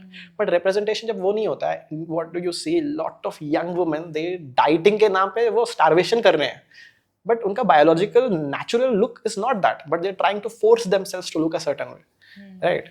So when this is the power of media, the responsibility of media. Even the same with movies like Kabir Singh and Animal. उसमें hero जाके heroine को मार देता है and the director कहता है नहीं, this is art, this is ये. But मैं कह रहा हूँ 10 में से 9 लड़के ऐसे होंगे who will go and do the same with their girlfriends. That is the thing. People get influenced by media. People look at media as यार maybe काश ऐसा होता, हीरो जैसा होता. Woman looks at काश में हीरोइन जैसी होती. Heroine, she looks a certain way, she gets all the attention, she all gets all the good things. उनको भी लगेगा काश मैं ऐसे दिखूंगी तो शायद मुझे लोग पसंद करेंगे. राइट. सो ये जो फेयर स्किन के साथ हमारी जितनी ऑब्सेशन है, do you think it stems from British rule? Again, two things. One, obviously the caste aspect is there. Ruling establishment जो रहे हैं, they have been of a certain fairer skin tone, but obviously British also. British लोगों ने तो एक अलग तरीके से डिपिक्ट किया था हमको जब when they used to depict things. Obviously there's a British component to it, but there's also a caste component to it. दोनों है. But the thing is, it is kept alive by so-called capitalist companies जिनको product बेचना है at the end of the day. हाँ, जब तक बंदे insecure नहीं होंगे तो क्यों खरीदेंगे? फेयर एंड लवली कैसे बेचेंगे? और even for skin, ठीक है, why do you have to have एकदम clear skin? Pimples are natural. Young people, teenagers growing up, acne तो होंगे, उसमें कोई गलत बात नहीं है. हाँ, and with regards to hair also, कि ऐसे frizzy नहीं होना चाहिए, थोड़े से split ends नहीं होना चाहिए, होने like some level I understand you have to take care of yourself, but that repeated insecurity, that if you don't look a certain way as a woman, society में आपका value कम हो जाएगा. That is what is fed to young women. Right. You have to look a certain way, you have to be a certain way. Again, the ideology questioning these things is again feminism talking about capitalism and all. There's literature. Who talks about feminism is when लड़की सुट्टा फूकती है तो feminism होता है. India में तो वही है. मतलब उनको ये लगता है कि अच्छा हाँ ये बात करेंगे फेमिनिज्म की. हाँ, ये it is fundamental एक गवारपंथी होती है ना, पढ़ते नहीं है. आज तक से फेमिनिस्ट बुक उठाया नहीं, उनके लिए क्या होता है फेमिनिज्म मतलब वो क्रिकेटर को उसकी बीवी ने डिवोर्स दे दिया, वही फेमिनिज्म नहीं, it's not that. Right even the cricketer thing, जैसे अभी वो यजुवेंद्र चहल का डिवोर्स हुआ है, देखो वहां पे the guy as we know not the best looking guy, he got a comparatively better looking girl. अब वो ऐसा कोई छोटा बच्चा नहीं है कि मैनिपुलेट हो गया, भाई वो नन्ना बच्चा था उसे पता नहीं था, he knew what he was getting into, she knew what he was getting into, दोनों कंसेंटिंग एडल्ट्स थे, दोनों मिलके शादी किए, फिर जो होना था वो हुआ। Now you blaming the woman and saying कि लड़का है उसको कुछ पता ही नहीं होगा, दैट अगेन दोनों को पता था क्या हुआ था, why do you put blame on one gender here? Again, this overall, the thing is, na, a lot of men, I hate to say this, but a lot of men in India, they don't have the social skills to go get a girlfriend. नहीं हो पाएगा इनसे, only a few percent. they going and talking to a girl itself इनके लिए बहुत बड़ा challenge होता है, हाँ। तो इनका क्या है कि लाइफ में अगर लड़की चाहिए अरेंज्ड मैरिज, हाँ, अब अरेंज्ड मैरिज का situation is difficult, so there is that inbuilt sexual frustration कि female attention नहीं मिल रहा है, rather than looking into yourself कि how can I talk to women, maybe I should work on my social skills, maybe personality improve करूँ, वो नहीं करते हैं, सोशल मीडिया में जाके गाली दे देते हैं, that doesn't solve anything, but again frustration basically. Right. So, okay. So, what do you think is the difference between nationalism and patriotism? Is there any? So basically एक होता है भक्ति, दूसरा होता है अंधभक्ति। अब पेट्रियट जो है he loves his country, but अगर कंट्री के साथ कोई चीज बुरा है ना वो क्रिटिसाइज करेगा, बिकॉज अगर ये क्रिटिसाइज करोगे, इसको बदलोगे, तब जाके समाज will go ahead. But nationalist का क्या है, नहीं नहीं देश में कोई खराब चीज है ही नहीं, हम बेस्ट है, पाकिस्तान बुरा है, बांग्लादेश बुरा है, और तुम देश के बारे में कुछ गलत दिखा भी दिए तो तुम anti national. That is the fundamental difference. जब तक हम क्रिटिसिज्म को पॉजिटिव वे में ले नहीं पाएंगे, बिकॉज देखो हर कोई बंदा जो बीजेपी को सपोर्ट नहीं करता वो पाकिस्तानी नहीं होता है, you want a better country, हाँ। And if you're criticizing But some, BJP is not India. It's exactly, not India. exactly, huh? If you want certain things to be better in Indian society, that doesn't mean you hate India. Same with अभी Holi festival आया था, होली में main problem was that people put color on women को छूने के लिए एक ये मिल जाता है, बुरा ना मानो होली है करके, and most of the women you will talk to will have some story जहाँ पे एक लड़का ने inappropriately छुआ था, it's a very common thing. But then इसके बारे में बोल दिया सोशल मीडिया पे, ओ हिंदूज को टारगेट कर रहे हो, हाँ हाँ तुम हिंदूज को टारगेट, अब बकरीद में कहाँ पे थे, बकरीद में तो गाय कटता है, अरे लाइक लॉजिक क्या है इसमें? देखो एक चीज समझ नहीं आता है, मान लो आपके घर में गंदगी है, मैं आके बता रहा हूँ देखो आपके घर में गंदगी है, आप कह रहे हो नहीं नहीं वो मेरे पड़ोसन के घर में भी गंदगी है, वो बताओ, नहीं वो सेंस नहीं बनता ना, वही that's the thing, we have lot of insecurity, कोई गलती दिखाता है तो बहुत इनसिक्योर हो जाता है, रादर देन इंट्रोस्पेक्टिंग कि शायद हम बेटर कर सके। Exactly. I तो take this analogy कि जैसे मम्मी पापा लोगों ने अपने बच्चों को या जो भी people who are closer to us, our friends also, we tell them that where they can improve, है ना? तो this is like your way of showing love. You want them to better. Exactly. I don't think so कि इसमें कुछ गलत है, and I don't know why people take it like that कि अगर कुछ बोल दिया तो इसका मतलब हम पसंद नहीं, हम पसंद करते हैं, इसीलिए हम बोल रहे हैं कि शायद ये चीज ठीक होने पे हम बेटर हो सकते हैं। Exactly. हर कुछ ठीक होने पे तो कोई आगे प्रोग्रेस ही नहीं। And this is the reason why Dr. Ambedkar and Nehru wanted democracy. Democracy एक self correcting system है, अगर कुछ खराब होता है लोग सवाल करेंगे, अगर वो सवाल के बेसिस पे वो पार्टी कुछ करता है तो अच्छी बात है, the people will stay, otherwise they'll vote for a different party. So this जो questioning mechanism है, the freedom of speech, सवाल पूछने का जो right है, that is very ingrained in our constitution, and that is what is different from India compared to say other countries. Even in our neighbors, Pakistan में वो system नहीं है, वो इमरान खान आया था एक्टर, ही क्वेश्चनड वहाँ का पॉलिटिकल एस्टैब्लिशमेंट, जेल कर दिया उसको, that kind of a thing. That kind of. So before we wrap up, I want to ask you one last question. लोग पॉलिटिक्स के बारे में बात करने में इतना डरते क्यों हैं? मतलब उन लोगों को क्या लगता है कि पॉलिटिक्स नहीं दिमाग पे बोझ है, पॉलिटिक्स हम तो पॉलिटिक्स में बिलीव नहीं करते हैं, ये नहीं करते हैं वो। How do you think politics is like, आपकी बातों से जितना भी लगा कि ये रोज की जो हमारी डेली जो भी हम एक्टिविटी कर रहे हैं, it is all very much related to politics, directly और इनडायरेक्टली। सो ये आप क्लैरिफाई करो लोगों को कि politics is not a taboo, politics is not something कि अगर आप बात कर रहे हो तो मतलब आप you have to have a certain intellectual level या इतना, आपका इंटरेस्ट इसेंशियली यूथ का होना ही चाहिए politics, exactly, in order to set things right. तो बेसिकली जो पॉलिटिकल डिस्कोर्स होता है, वन थिंग लोगों ने पता नहीं उसको बहुत ही अनुकूल समझ लिया, हाँ। कि भाई जो पढ़े लिखे नर्ड किस्म के लोग हैं, पढ़ाकू लोग हैं, दे टॉक अबाउट पॉलिटिक्स, जब कूल बनना है तो पॉलिटिक्स नहीं यार, तुम गाना देखोगे नेटफ्लिक्स देखोगे नहीं, but but what you have to understand is that जो गाना तुम सुन रहे हो उसका लिरिक्स से लिखे नेटफ्लिक्स से जो शोज एयर हो रहे हैं वो सबका कोई ना कोई पॉलिटिकल इन्फ्लुएंस रहा हुआ है. From the food you eat to the products you buy for your skin care everything has somewhere politics in it. तो ऐसा रूसो ने कहा था कि अगर if you don't care about politics will start caring about you. So basically, if you don't talk about it, one day it will affect you so much and then you'll have to start. Yeah, but I would encourage people that, before making these, लोगों का क्या है ना, judgment. Feminism मतलब वो women को वो women छोटी कपड़े पहन लेगी इंस्टाग्राम पे, वो फेमिनिज्म. सोशलिज्म मतलब वो सबको फ्री में खाना दे दो, वो सोशलिज्म. ऐसे एक बना दिया इमेज. कांग्रेस मतलब वो तो कांग्रेस है, वो मुसलमानों का party. Like look at holistically, पढ़ो, सीखो, समझो. बिकॉज चीज़ें ना ब्लैक एंड वाइट नहीं होते, नुआंस्ड होते हैं, बहुत नुआंस्ड होते हैं. तो people have to understand, people have to interact with these things. But हाँ, अगर वही है, people they want to have a very black and white understanding. ये सही, ये गलत, ये अच्छा, ये बुरा. Go beyond that and then politics will be beautiful. इसमें आपकी अंडरस्टैंडिंग भी लगती है. ऐसा नहीं है कि किसी ने दे दिया कि choose out of the two things. Yeah. So that's nice. So thank you so much for your time, Laksh. And it has been like one of the most important podcasts that I've recorded so far. And you did all the justice to all my questions. So thank you so much. Thank you. And I just hope that we also do justice to the ethos that our founding fathers had. Like they inscribed in our constitution. So thank you. Thank you.